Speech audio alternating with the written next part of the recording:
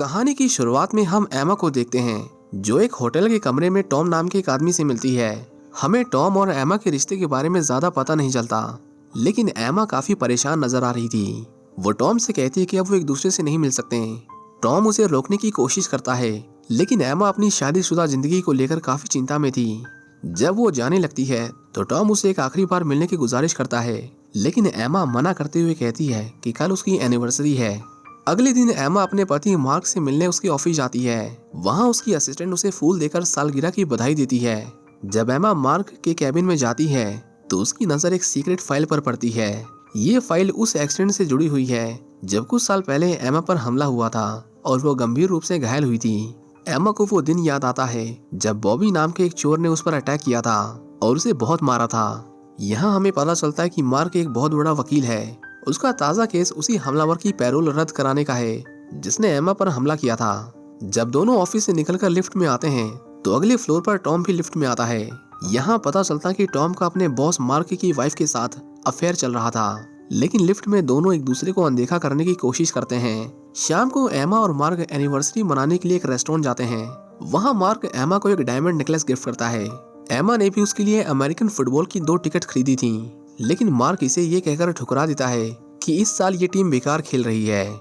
Dinner के बीच वे देखते हैं कि पास के टेबल पर एक आदमी अपनी गर्लफ्रेंड को प्रपोज कर रहा था। एमा उस पल को देखकर पुरानी यादों में खो जाती है जब वो और मार्क एक दूसरे के साथ खुश थे।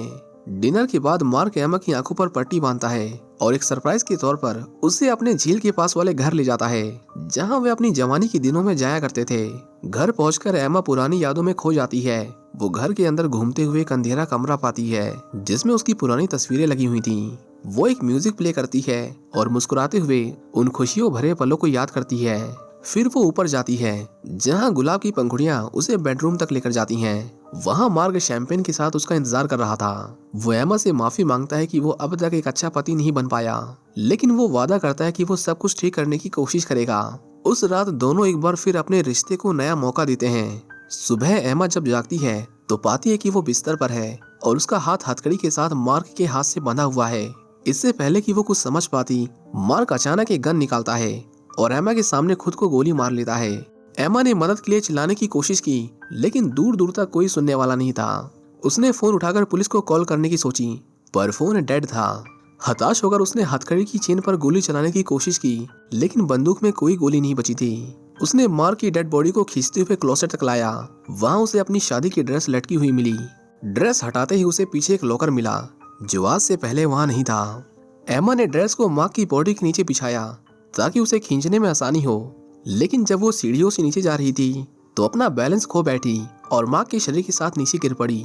उसने अपना फोन ढूंढने की कोशिश की, लेकिन उसने उसे फूलदान में डूबा हुआ पाया। उसने रसोई के हर दराज और अलमारी को खंगाला और आखिरकार कार की चाबी ढूंढ ली। एमा ने किसी तरह उसकी बॉडी को कार में डाला, लेकिन जब उसने कार को स्टार्ट किया तो पता चला कि टैंक पूरी तरह खाली है। उसी वक्त उसकी शादी का गाना बजने लगा। इसके साथ ही उसे मार्क की रिकॉर्ड की हुई आवाज सुनाई दी, जिसमें वो गुस्से और तंज के साथ समझा रहा था कि उसने ये सब इसलिए किया क्योंकि एमा ने उसके प्यार की कदर नहीं की। मार्क को एमा और टॉम के अफेयर के बारे में सब कुछ पता चल गया था। वो उसे माफ करने के लिए तैयार नहीं था और ना ही चाहता था कि एमा खुश रहे। एमा घर के अंदर लौटकर अपने चेहरे से खून साफ करने लगी। तभी उसे एहसास हुआ कि वो गले में पहना हुआ हार नहीं उतार पा रही है जो मार्क ने उसे पिछली रात गिफ्ट किया था। ये देख वो झुंझला उठी और फिर एक नया तरीका सोचने लगी। वो बेसमेंट में गई, ये उम्मीद करते हुए कि वहाँ उसे कोई औजार मिल जाएगा, लेकिन बेसमेंट पूरी तरह खाली था। वहाँ एमा ने मार्क को लेकर अपना गुस्सा निकाला।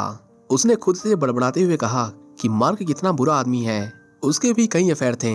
उसे वो दिन याद आया जब उसने मार्क की शर्ट से लिपस्टिक और ग्लिटर हटाया था। गुस्से में वो मार्क के शरीर को खींचते हुए फिर से ऊपर लाई और थकान के मारे फर्श पर गिर पड़ी। एमा ने खुद को संभालते हुए उस अंधेरे कमरे में जाने का फैसला किया जहाँ उसने पहले पुरानी तस्वीरें देखी थी। इस बार उसे वहाँ उस आदमी की तस्वीर मिली जिसने उस पर सालों पहले जानलेवा हमला किया था। वहाँ एक रिकॉर्ड प्लेयर भी था। जैसे ही एमा ने रिकॉर्ड चलाया उसने पाया कि ये उसी के बयान की रिकॉर्डिंग थी जो उसने हमले के बाद पुलिस को दिया था। ये सब सुनते ही एमा की पुरानी दर्दनाक यादें ताज़ा हो गईं और उसने उस रिकॉर्डिंग को तोड़कर फेंक दिया। जब एमा लिविंग रूम में लौटी तो उसने देखा कि कोई दरवाजे पर खड़ा था। दरवाजा खोलने पर वो टॉम को देखती है। टॉम उसे बताता है कि उसने उसे मैसेज करके यहाँ आने को कहा था। ये सुनकर एमा को झटका लगता है क्योंकि उसने ऐसे कोई मैसेज नहीं भेजे थे। ये सब मार्क की साजिश थी। टॉम ने एमा को बताया कि FBI ने मार्क के ऑफिस पर छापा मारा है और अब उसका पूरा करियर बर्बाद हो चुका है। एमा को समझ आता है कि आखिर क्यों मार्क ने खुद को गोली मारी। वो टॉम से कहती है कि तुरंत पुलिस को बुलाना चाहिए, क्योंकि उसे यकीन है कि मार्क ने उन्हें फंसाने के लिए कुछ खतरनाक प्लान किया है। टॉम अपना फोन लेने के लिए कार की तरफ बढ़ता है, लेकिन तभी दोनों एक ट्रक को उनकी तरफ आते हुए देखते हैं। टॉम को शक होता है और वो एमा से कहता है कि वो किसी के लिए भी दरवाजा ना खोले सिवाय उसके। ट्रक घर के सामने आकर रुकता है। टॉम बड़े कॉन्फिडेंस से बाहर निकलने वाले आदमी का सामना करता है। सामने वाला आदमी अपना नाम जिमी बताता है और कहता है कि वो एक खराब पाइप ठीक करने आया है। टॉम उसे कहता है कि पाइप ठीक है और उसे काम छोड़कर चले जाने के लिए कुछ पैसे देता है। जिमी वापस जाने के लिए तैयार हो जाता है, लेकिन तभी ट्रक से एक और आदमी निकलता है। उसका नाम बॉबी है। बॉबी जिमी को दूर रहने के लिए कहता है और चाकू निकालकर टॉम पर हमला कर देता है। उस पर बार बार चाकू से वार किए जाते हैं और वो खून से लथपथ फर्श पर गिर जाता है। इसके बाद दोनों लोग जबरन घर के अंदर घुसते हैं। दोनों इधर उधर देखने लगते हैं, जबकि एमा घर के बाहर जा चुकी होती है। वो मार्क की डेड बॉडी को खींचते हुए एक शेड तक ले जाती है। वहां पहुंचकर एमा उसके हाथ को काटकर अलग कर देती है, ताकि उसे अब पूरे शरीर को खींचने की जरूरत ना पड़े। लेकिन ज्यादा समय नहीं बीतता कि जिमी और बॉबी को मार्क की डेड बॉडी मिल जाती है। हालांकि तब तक एमा वहां से गायब हो चुकी थी। एमा छिपी हुई थी बिल्कुल उनके पैरों के नीचे। वहीं छिपते छिपते वो बॉबी का चेहरा देख लेती है और पहचान जाती है कि ये वही आदमी था जिसने सालों पहले उस पर हमला किया था। उनकी बातचीत सुनकर एमा को पता चलता है कि मार्क ने ही उन्हें यहाँ बुलाया था। उसने इन दोनों से वादा किया था कि घर के लॉकर में उनके लिए डायमंड्स रखे हैं। लेकिन अब मार्क की मौत के बाद बॉबी और जिमी को तिजोरी खोलने के लिए एमा की जरूरत है। जैसे ही दोनों लोग वहां से जाते हैं, एमा बाहर आती है और एक प्लान बनाती है। जिमी लॉकर को चेक करता है और बताता है कि लॉकर को खोलने के लिए एक कोड और उंगलियों के निशान दोनों की जरूरत है। ये सुनकर बॉबी मार्क की डेड बॉडी लाने के लिए वापस लौटता है। इसी बीच एमा बर्फ में फ्यूल टैंक को खींचते हुए कार गैरेज तक पहुंचती है। वो फ्यूल को कार में भरने की कोशिश करती है, लेकिन फ्यूल नीचे गिरने से बहुत शोर हो रहा था। इस आवाज को सुनकर बॉबी चेक करने के लिए गैराज में आता है। एमा जल्दी से कार के नीचे छिप जाती है, जबकि बॉबी आसपास घूमकर उसे ढूंढने की कोशिश करता है। वो कार का एक टायर पंचर कर देता है ताकि एमा कार लेकर भाग न सके। लेकिन एमा चालाकी से वहां से निकल जाती है और वापस घर के अंदर चली जाती है। घर के अंदर जिमी मार्क की डेड बॉडी को खींचते हुए ला रहा होता है। वहीं बॉबी को वहां किसी के होने का शक होता है और वो पैरों के निशान का पीछा करता है। इस तरह एमा सीढ़ियों पर फंस जाती है। एक तरफ बेसमेंट में बॉबी था और दूसरी ओर दरवाजे पर जिमी। लेकिन एमा चालाकी से कार की चाबी पर लगा अलार्म बटन दबा देती है। अलार्म की आवाज सुनकर जिमी और बॉबी दोनों गैराज की तरफ दौड़ पड़ते हैं। इस मौके का फायदा उठाकर एमा ऊपर आती है और टॉम को मरा हुआ देखकर उसके लिए रोने लगती है। बाहर बॉबी जिमी को समझाता है कि वो एमा को जिंदा नहीं छोड़ सकता। उसकी वजह से उसे अपनी जिंदगी के 10 साल जेल में काटने पड़े। बॉबी और जिमी फिर से घर के अंदर घुसते हैं। उन्हें पता चलता कि एमा यहीं कहीं छिपी हुई है। बॉबी ऊपर की फ्लोर को चेक करने जाता है, जबकि जिमी नीचे की मंजिल पर ही रहता है। ऊपर पहुंचकर बॉबी को एक हल्की सी आवाज सुनाई देती है। वो वहां जाने का फैसला करता है। जैसे ही वो चारों तरफ तलाश करता है, छिपी हुई एमा बाहर निकलती है और उस पर हमला कर देती है। एमा जल्दी से उसकी कार की चाबी लेती है। जिमी जो ऊपर हो रहे शोर को सुन चुका होता है, भागकर ऊपर आता है और बॉबी को बेहोश पाता है। इससे पहले कि जिमी कुछ और कर सके, एमा एक गोल्फ क्लब से उसे मारकर बेहोश कर देती है और उसे भी एक कमरे में बंद कर देती है। वो दरवाजे के हैंडल को तोड़ देती है ताकि जिमी बाहर ना निकल सके। इसके बाद वो बाहर जाती है और कार को स्टार्ट करने की कोशिश करती है, लेकिन बॉबी जो अब होश में आ चुका होता है उसे पकड़ने जाता है। इस बीच एमा को एक फोन मिलता है और वो तुरंत पुलिस को कॉल करती है। जिमी बाहर आता है और बॉबी से कहता है कि वो यहाँ से भाग जाएं क्योंकि पुलिस आने वाली है, लेकिन बॉबी अपनी जिद पर अड़ा रहता है।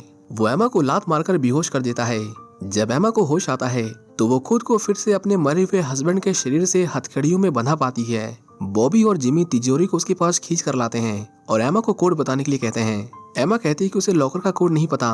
बॉबी को उस पर विश्वास नहीं होता और वो उसे धमकाता है। जिमी जो अपने भाई जितना बुरा आदमी नहीं था, बॉबी को रोकने की कोशिश करता है, लेकिन बॉबी उसे झटक देता है। जिसके बाद आखिरकार जिमी मार्क की बंदूक उठाकर बॉबी पर तान देता है। एमा उन्हें लॉकर खोलने का वादा करती है, लेकिन शर्त रखती है कि उसे हथकड़ियों से आजाद किया जाए। जिमी उसकी बात मान लेता है।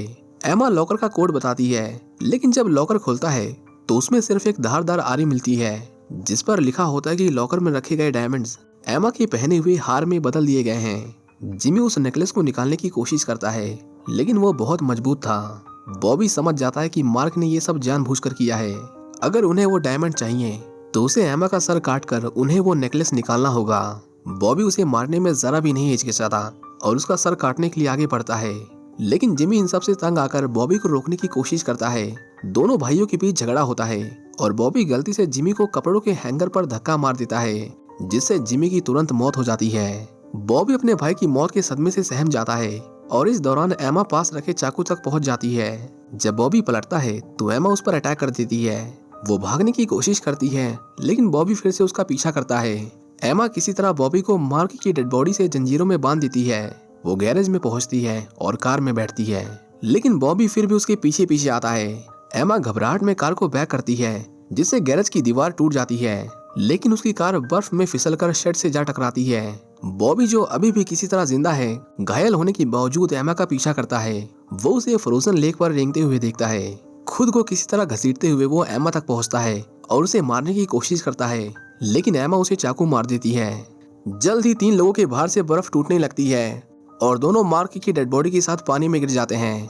पानी के अंदर एमा ऊपर आने के लिए बहुत ज्यादा स्ट्रगल करती है।